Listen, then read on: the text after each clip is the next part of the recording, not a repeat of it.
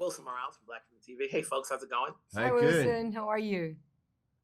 When you think of sci-fi and the phrase "the road not taken," and I guess for you guys as actors, between the pandemic and the strike, are you happy with the door you chose? Absolutely. Absolutely. Yeah, man. Yeah. I mean, the pandemic taught me, apart from many things and very lot of ups and downs, sort of really made me think about the things I really wanted to do, and I guess I became more specific about choosing projects based on that, plus having recently become a father. And this project, for both reasons, I thought I was very moved by the material and the things that it questions about life, plus the aspect of how important family is. It became a real no-brainer for me of something that I wanted to get involved in. What about you, Elise? Um, yeah, I mean, like specifically about this project, this road taking for me was a dream come true. After I read the project, I read the book, I fell in love with it because it was such a specific theme that I was questioning myself in my life, really thinking about the paths taken or maybe what ifs of life and avoiding regrets, but acknowledging the feeling and growing from that.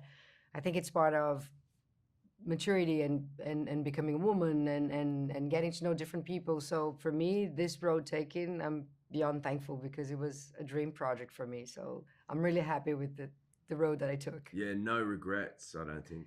No regrets. Only in the recent years through Marvel, we've heard the word multiverse.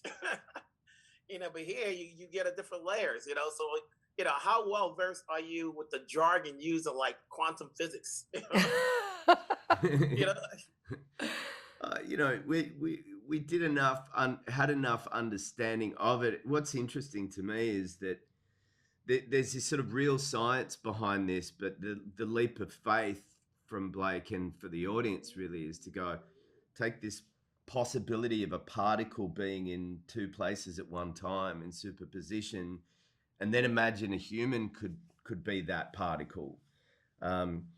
And I just think that it's a really cool exploration of really deep, resonant, common human ideas using this true science. I just think it was also kind of fascinating because of the multiverse, parallel universe thing, but sort of by taking a bunch of more normal characters. They're not superheroes. They're people living in Chicago wrestling with this idea of the road not taken. And that became kind of more domestic, but cool and expansive in its own way.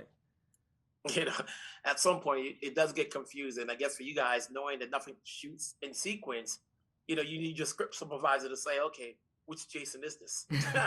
Yeah. Absolutely. I think it was a huge challenge for the entire, not only front of camera, but off camera as well, to do the show because there's so many details for everyone that everyone had to be on the same page to hit the right chord. So yeah, and be very focused about all those details and cross-check everything. Yeah, for costumes, getting like props, all those details matter like a lot on a show like this. Yeah. Well, congrats on the roles. Obviously, I'm looking forward to see what everybody else says because I certainly binged all of it right away because I was like, keep going.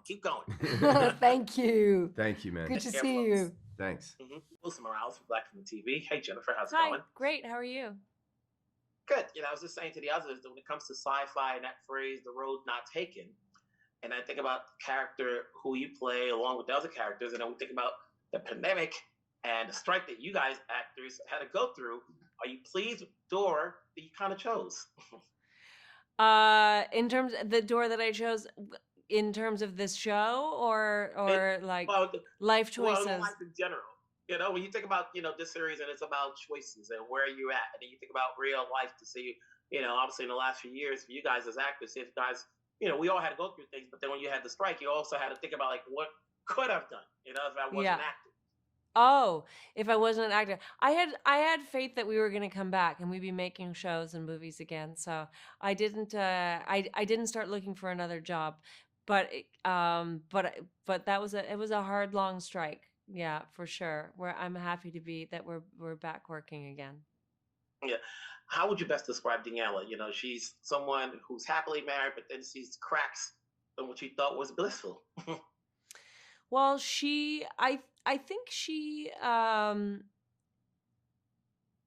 she's confronted by she finds herself, she doesn't, unbeknownst to her, she's living with a different person, with a stranger, really, even though he looks like and sounds like and in some ways is her Jason. So it's very unusual situation, and I love that part of the story. That sort of like, I thought it was really interesting. Like, oh, okay, so at first it feels like it's him, but it's sort of the way it used to be, and then it feels like, oh no, it's something else that's happening, and that kind of chapter of the show where she's sort of sleuthing, trying to figure out what's going on, and it becomes almost like a thriller, where she's following him around and trying to work out what's happened. I thought that was really fun. I like that part of it. So take me back. Obviously, I've seen a number of your films. Not that often we see you on screen, TV-wise. What led you to say yes to taking on this project? I thought it was a great idea for a show. I thought that it had potential to be really exciting and fun. They could create all these worlds, these alternate realities that Jason would be traveling through. So I thought that would be great television, and I liked personally that at the center of it there was this portrait of a long marriage, and this this couple sort of navigating these domestic issues in this sort of spectacular realm. I thought it was a really fun idea. I'm wondering that if the roles were reversed, would you want to play multiple characters, with different personalities? Well, I did get to play different versions of Daniela, and it was kind of a nice amount of it for me, in this. Joel had many more challenges than I did in that respect, having scenes where he was working with, he would be in a scene with different versions of himself. That was a particular challenge that, I thought he did an amazing job. But yeah, for me, it was fun. The extent to which I played different characters in this. It did well. I think audience will be pleased week after week because it's a weekly series to see where the series is going, where the characters are going. So congrats on this. Thank you. Talk that episode. Thank you so much. Take care. Miles from Black Film TV. Hey, Jimmy, how's it going? How you doing, Wilson? Thanks for Good. talking. I talked to you. I've seen you different places. Here you are playing a road that we don't know where it's going to go. But, you think back to the series and you think it's the road not taken. And obviously in the last few years, we've had that sort of, vision in real life. So you think about this character that you play, and not that you're the central character, but the road not taken, are you where you're supposed to be? Yeah. Are you asking me, or are you asking me about the character? Both. I'm asking you both. Are you where you're supposed to be in a relationship, in real life, and then talking about playing a character? Yeah. I mean, it was a gorgeous thing to try to articulate in this story, and I just, it's such a universal human wondering of like, well, what if I had done the other thing? And I have wondered that many times in my life, and there are times when I was kind of stuck on it. And looking back, those were always times when I was most lost, most confused, and most unhappy with what was currently happening. And I think I did come out the other side very much with like, well, what happens should happen, and it's going to lead you to new perspective and new understanding and more happiness and peace. But setting that aside, we're all gonna wonder, shit, did I make the right choice? And sometimes existentially, and sometimes on just what you got ordered for dinner. But Blake Crouch and this show, this beautiful show, are able to articulate all of these fears and wonderings that we all have. What if this? What if this? What would it be like if this? In such a like illustrative way that it's almost like satisfying this human fear to me. It's almost like giving us, okay, it would be like this and this and this, so we don't have to wonder, would it be better? He's kind of exhausting all of these opportunities with such like hypercolor and clarity that you're just falling through this story that to me feels satisfying to the human soul of like, did I make the right choice? Well, Blake's version of it to me really kind of it really answers a lot of it, of like, no, where you should be is where you should be. But you can't know that until you look all the ways that Blake does. Talking about looking, we won't spoil anything because obviously this is a weekly series, which is great, and we don't want to talk about for those who have probably read the book. But how would you best describe Ryan's role in this? I would say Ryan not just serves as Jason's best friend, which is a role I'm really comfortable playing. I love being a good friend to people, but it's he kind of shows the articulation, the physical articulation of the way different circumstances will affect change, not just on our personality, but on our physical reality. And so he's kind of just got a bit of a meter for the audience to see exactly what we're talking about when we drop some of these really fun existential concepts. You know, I always think about when people play a certain character and that character trait, and Ryan, as we start off as a scientist, as a physicist, how well entrenched are you with the jargon? I'm pretty well entrenched. I like to know what I'm talking about when I'm someone who knows what they're talking about. So yeah, plenty of study. What do you want to know about quantum physics? What it is? So it's like when you're spilling out those words, goes, I know I can like say the words and goes, I have no idea what I'm saying. I'm just giving the script. Sure. And I'm just saying the words. But then there are others who are like, oh no, they'll look it up. Especially when it's a series, you have to think about the character and the traits. Absolutely, and plus, literally, that's the story we're telling. So if my guy like was a quantum physicist independent of a story about quantum physics, I still would find out what quantum physics is. But this literally is about the quantum physics. So of course I had to understand exactly what the guy's studying, but what the story's about, so I could help tell it. And I watched it all. Congrats on the road. Obviously, we look to see what happens next. Won't say anything more about that. Thanks, I'm sure Wilson. I'll talk down the road because you're always working. Oh man, come on, man. Love seeing you. Thank you, bro. See ya. Wilson Morales from Black Room TV. Hey, folks, how's it going? Hey, Wilson. How you doing, Wilson? I feel like you're not a stranger to having your books adapted for TV screens. So coming into this, is there anything you wanted to do different? Adapting and show running the series. I had learned a lot of like good and not so great lessons in my past experiences, and one of the things that was most important to me is you have a lot of people working on a show, a lot of people needing to make decisions. Like they need you to tell them what you want so they can go make the thing and do the thing.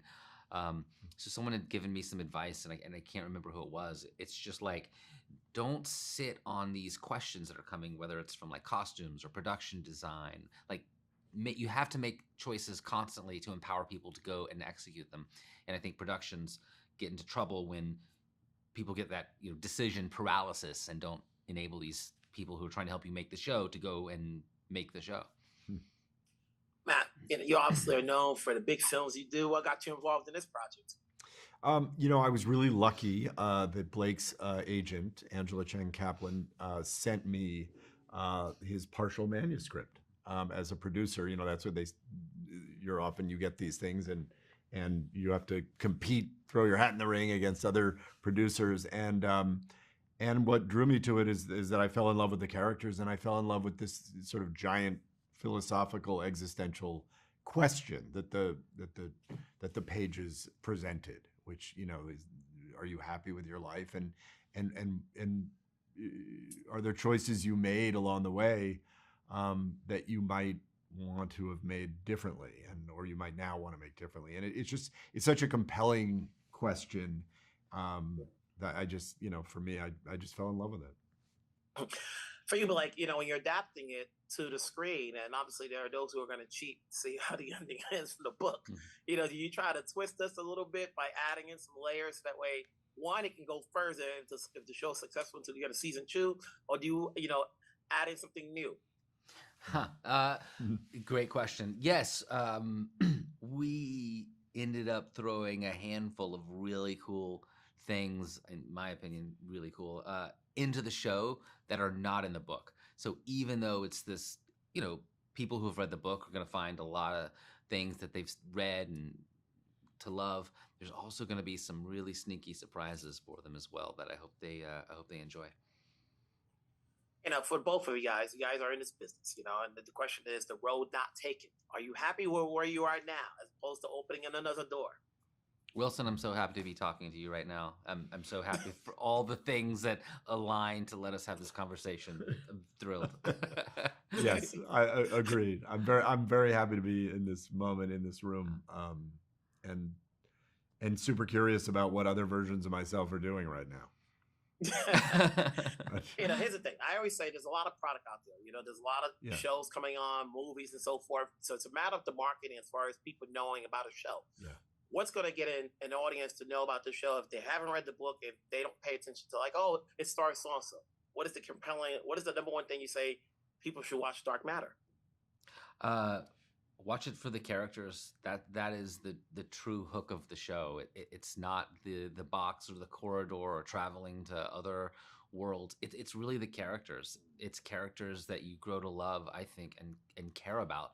That's all I'm looking for when I try to find what to watch out of the endless thumbnails on my TV. And if I hear that the characterizations in a show are great, then I tune in and I make the kind of shows I wish existed. So that's all I can tell you. Well said. Congratulations, guys. We'll talk down the road. Good talking to you. Thank you.